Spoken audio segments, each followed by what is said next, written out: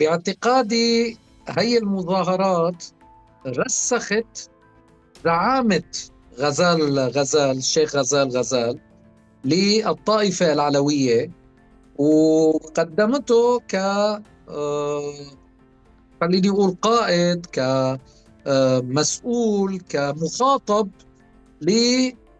للتفاوض مع الطائفة العلوية، لأنه بهذا المكان، بهذا الموقع، كان في مشكلة عند العلويين في سوريا. لأنه نحن بنعرف نظام الأسدين كانت سياسة ممنهجة عنده أنه العلويين ما يكون لهم لا رمز ديني لا رمز سياسي، وبالتالي تم اختزال العلويين بالسلطة. يعني بمعنى أنه نحن موجودين، إذا رحنا بتروح الطائفة.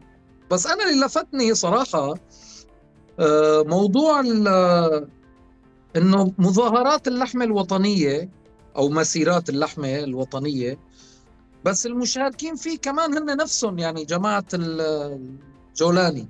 انه ما نحن بنعرف انه هدول معك وهدول ضد التقسيم، ما انت عم تدعو للحمة وطنية معناها لازم يكون شاملة. يعني اليوم اذا انت تجي مثلا في عندك كتلة، خلينا نقول في تركيا في كتلة لحزب ديم مثلا، لما بتنزل هالكتلة دعما وتأييدا لمثلا مسار السلام، هي استعراض، نوع من استعراض القوة، انه انا عندي كل العالم هدول بيأيدوني.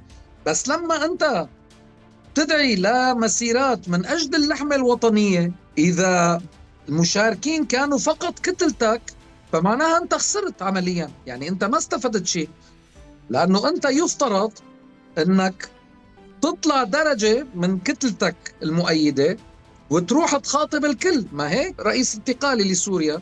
وبالتالي هو يجب أن يكون خطابه عام، ويجب أن يكون هناك تأييد ودعم لهذا الخطاب من كافة شرائح المجتمع. هلا أنا ما عم أقول إنه الكل لازم يوافق، أكيد راح يكون، يعني أكيد راح يكون في جهات غير موافقة، ولكن على الأقل لازم يكون في اختراق لهي الجهات.